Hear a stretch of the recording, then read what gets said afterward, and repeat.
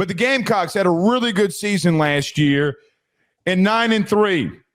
Joe, LaNorris Sellers came out at the end of the season and showed why a lot of people think going into the season this year, why he might be the best quarterback in the SEC or one of the best quarterbacks in college football.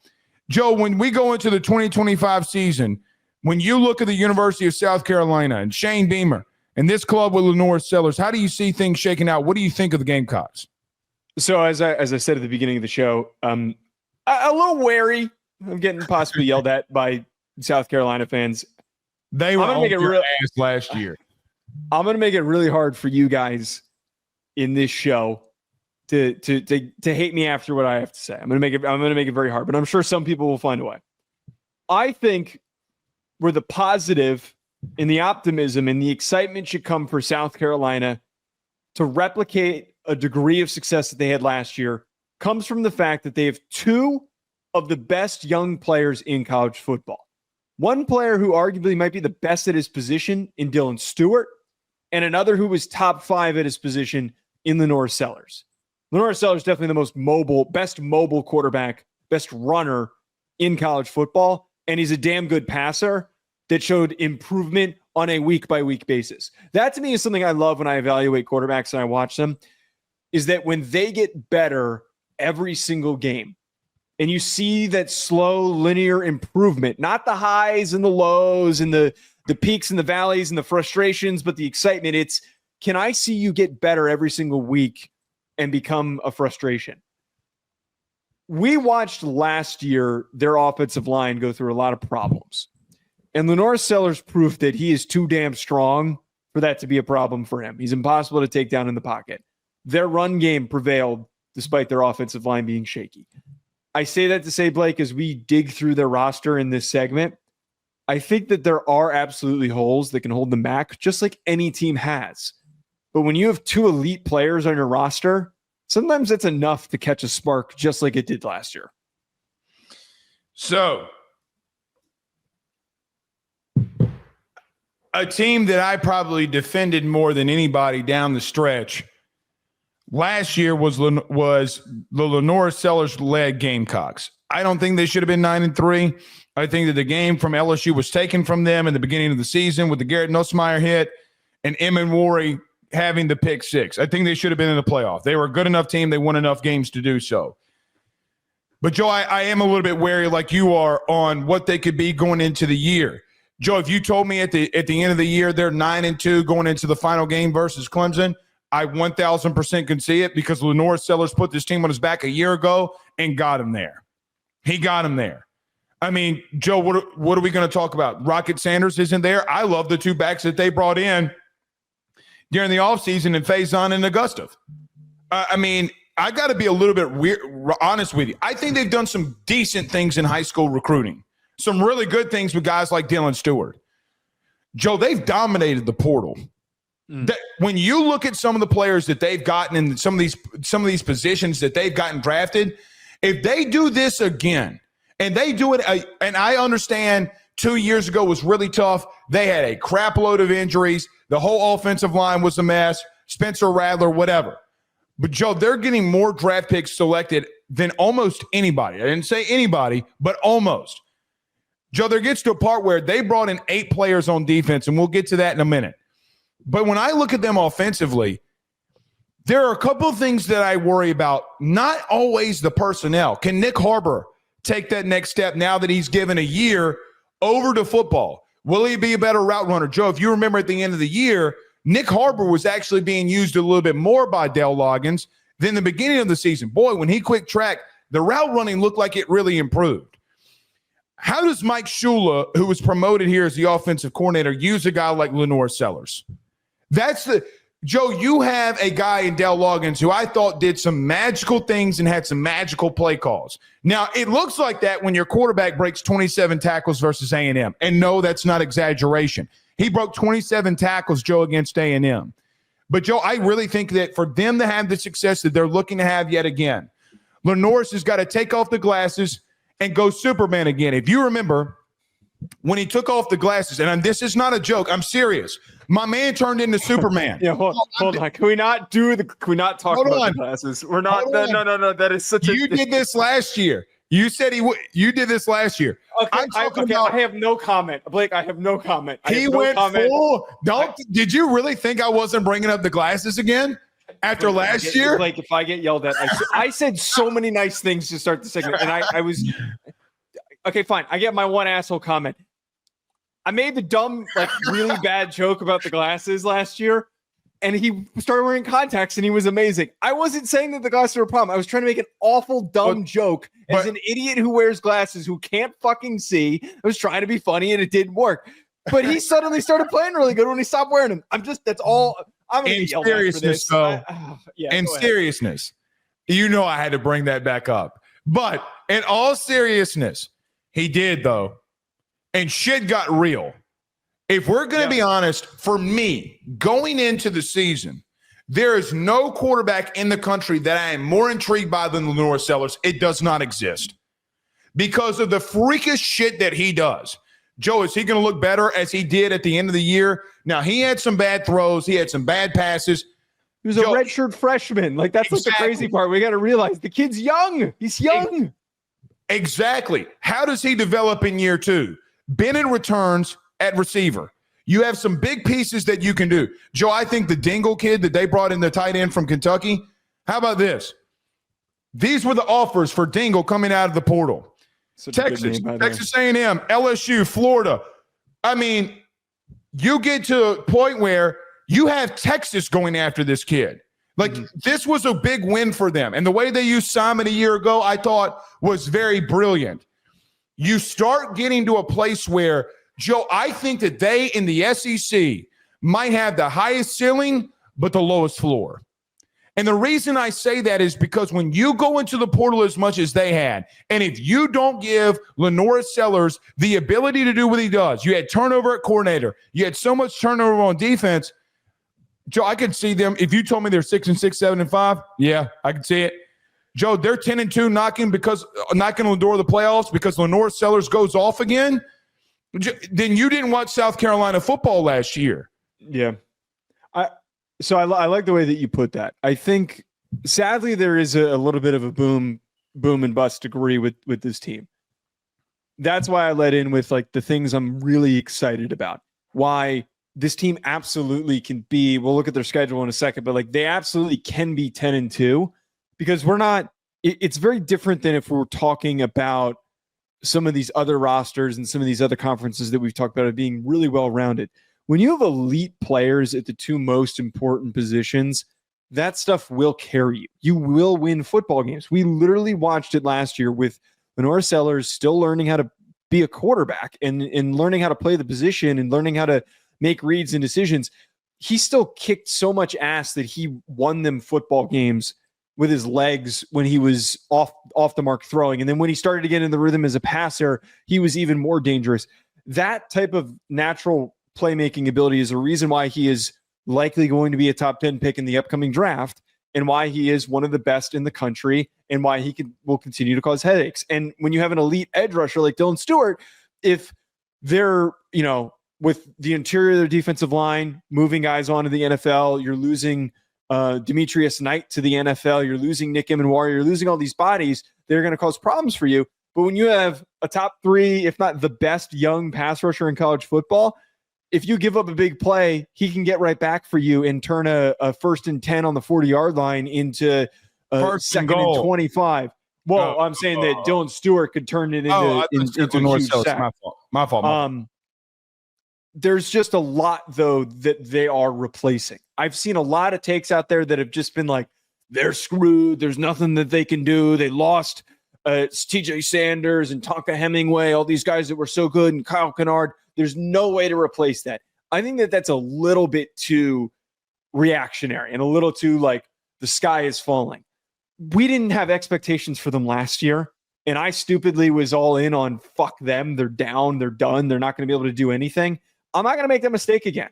In a year where they're being doubted again, they're capable of proving us wrong again. There's a little bit of worry for me, and let me get to the worry. their offensive line has been strugglesome, and I say strugglesome. They've been bad in situations that LaNorris Sellers bailed them out of, along with Rocket Sanders a year ago. So they do go in there into the portal, and they get 3 offensive linemen and Rodney Newsome, Bo Stanley, and the Nick kid. Okay, so 3 different players in the interior of that offensive line that maybe they can insure. Joe, I don't know if you have a true number 1 receiver on the outside for LaNorris Sellers, and that does worry me because you better have somebody in these critical games. We talk about it all the time that can come down with the ball when you need them to in critical games and in critical situations. I'm just going to be on the edge of let's see Mike Shula do it. There's a lot that's going to be overturning there. How do they do play calling? I don't know. The weird question for me, even with Dylan Stewart at edge, who dominated as a freshman, South Carolina, what they needed to do to keep him there. Joe, they're bringing in 10 players from the portal defensively. 8 of them are up front. Now, you hit on Kennard a year ago. You hit on Emmon War a year ago. You hit on a lot of these players. But, Joe, do you do it again? Because a lot like their season could be boom or bust. When you go into the portal for 10 players up front, that also can be boom or bust. 10 players on their defense, 8 up front. Joe, that is a lot of depth that you're trying to replace through the portal. Now, they got some guys that I think that can do some really, really good things. Is there somebody on the other side that can really get after the passer? They did recruit well up front in their defensive tackle room. Can they replenish that? They've had some pieces. And oh, by the way, one of my favorite safeties, and I know that I'm going to throw this out there, dude. Kilgore's a dude. Like, they got some dudes.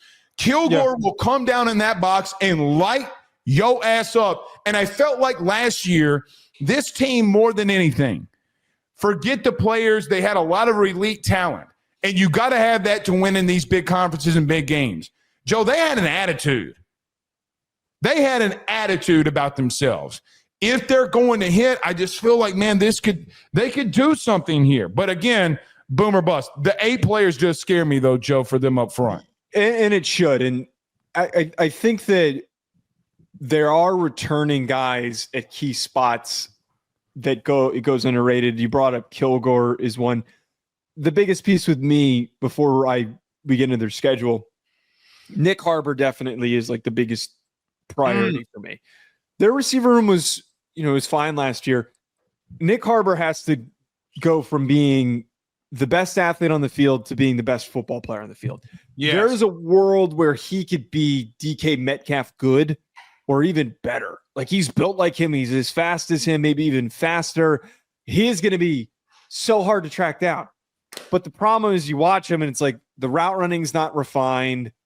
His hands and just natural feel for playing the position. I see a kid who was probably kick-ass at every single sport that he picked up, just inconsistent at like knowing how to play football at the college level and to be a top player. And it takes time. He was committed to trying to run track, and that's difficult. I think a lot of people think that Nick Harbor is better than he is because of how hard he is to stop in CFP 26, because he's impossible to stop.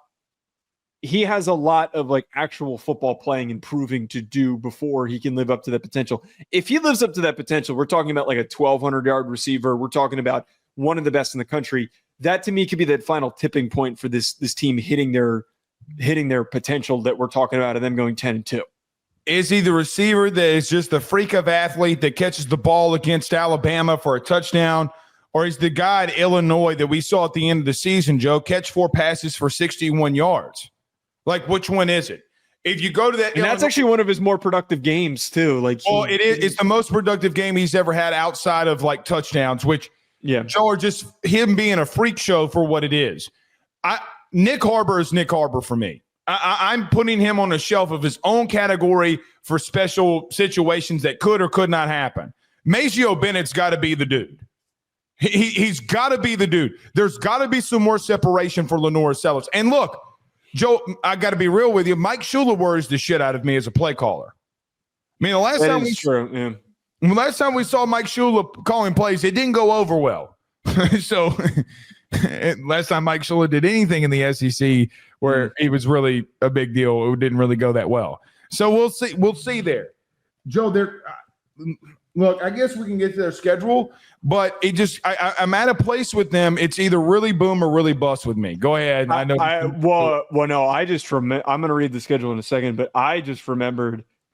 I forgot that Mike Shula was the Giants offensive coordinator in 20.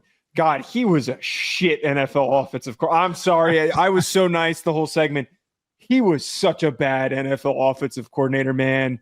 With the Panthers and then with the Giants. Like, he was awful. I think he was Cam Newton's OC for a stretch, which is, I mean, like, that's a little promising, but he was awful when he was with the Giants. I do not remember Shula very fondly. All right, let's read the I will. Yep. If I'm going to give him some credit, he was a big part in saying and helping Joe Brady a lot when he was at Buffalo. I will go there. If there's something that I know, Mike Shula was. I think they were in Buffalo like in 2023. Am I wrong there? Was Shula in Buffalo in 2023? Yes. Okay. 2022, 2023. There was a year where him and Brady were really close. So maybe Joe Brady rubbed off on him a little. Who knows? Pause. Yes, go ahead. I didn't realize I'm turning this into a rabbit hole. I didn't realize the last time that Shula was in college was when he was Bama's head coach. Yes. Wow. Talk about guess who the coach after Mike Shula was? It was Nick Saban. It's Nick Saban. All right. Well, Mike Shula. I mean, is there any worse coach to be ahead of? No. I mean, it's automatically going to kind of. Shula's one of those guys that, like, you see his name, and you don't kind of like register it until you pull up that Wikipedia page. You're like, that Mike Shula, and you start to remember all the bad things that fall. You're right. I didn't even register with that because I knew that he was taking over play calling for this upcoming year, but that none of those things registered for me. So we'll see what happens with that. All right, quickly. All right, their schedule. Yeah, let's get to it. Versus Virginia Tech, versus South Carolina State, versus Vanderbilt, at Missouri, versus Kentucky, bye week, at LSU, versus Oklahoma, versus Alabama, at Ole Miss, at Texas A&M, versus Coastal Carolina, and versus Clemson. So they benefit from having Clemson at home. I don't see Texas or Georgia on here, which is super beneficial. The tough road matchups that they have are LSU, Ole Miss, and Texas A&M. Yeah, I mean, look, I think that in the beginning of their season a year ago, they had LSU early, right? And they came out the gate with a loss in the beginning. You're like, oh, here comes South Carolina. If you remember the next couple of weeks, I think they had Ole Miss, and then they had Alabama. So in the beginning of this, they didn't really have the bigger name SEC schools in the top part of their lineup or top part of their schedule a year ago.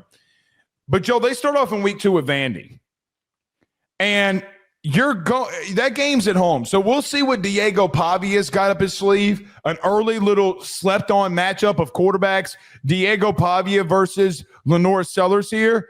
Joe, they could be going into Baton Rouge on October 11th undefeated. That's what I think is going to happen here. I think they beat Mizzou. I think they beat Kentucky. I think they beat Vanderbilt. And obviously, I think they're going to beat South Carolina State. Yet again, they got a game and a little bit of a revenge against LSU that, Joe, when they start getting into the month of October, that's where shit gets brutal. The Ole Miss and A&M back-to-back road games, I know they got a bye in between those. I look at that and say, man, that's a tricky situation to be in right there, man. You got 3 of the 5 games from mid-October to mid-November. Of those 5 games, 3 are on the road. Joe, that's their season. That's it. It's right there. So I don't know if they can beat Ole Miss, LSU, Bama. That's going to be very tough. But, man, I still think that they can pull off one of these that they're not supposed to, too. Right. This is where, like, you look at their schedule, it is tough. They have a lot of beneficial home matchups, but there is a world where Bama ends up being not a juggernaut, but an incredibly talented team this upcoming year. And trying to beat LSU and Ole Miss on the road is going to be a very difficult task. We talked about how Texas A&M has a lot of potential, but they have their own question marks. that is where I think this wide spectrum comes into play compared to most teams, where 10-2 season on here is accomplishable if they eke out a close win and like late game heroics by Sellers. But the flip side of that is with all these big matchups, yeah, they could finish 7-5. 7-5 is totally on the radar. 6-6 is totally on the radar. If they suffer like one big injury, that's the problem where like we're so committed to them having premier players at key positions. If one injury happens in this stretch, as we get into November, like that is when they finish You're slow. going to have injuries. Yeah. You're going to have injuries. Yeah. You could have a more front-loaded season than you did a year ago, where the back stretch is where you made your name. But Joe, Ole Miss, Bama, LSU, Oklahoma, and look, we're tossing Missouri out. I mean, Drinkwitz has had 3 straight 10-win seasons. 3. And we're throwing the baby out with the bathwater with Mizzou. Let me ask you a question. I mean, like even that one, I think they can beat Missouri. Just so and I said earlier, I think they will beat Missouri. Joe, what's the difference between Lane Kiffin and Eli Drinkwitz in the last 3 seasons? Kiffin's had better portal classes, and that's about it. And they've had basically the same overall production. Both of them went 11-2. Both of them beat Big Ten teams in a bowl game 2 years ago. Both of them had 11-win seasons, and all 3 of them, well, actually Lane did this year. They're getting to 10 wins with the added bowl game or not. I mean, like we're throwing Missouri in there saying that's like, I'm not saying that's not a cakewalk anymore. So no. you get into a place here where, Joe, I don't know what to make of them. If they're going to do what they think they can do, LaNorris Sellers has got to be a Heisman Trophy finalist. And I mean that.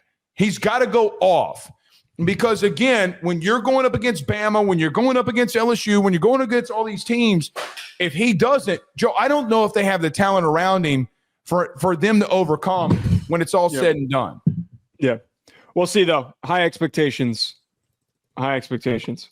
Very much so. Sorry I kept it 16 minutes over the time. You're good. Any super chats? No. Mm-mm. All right.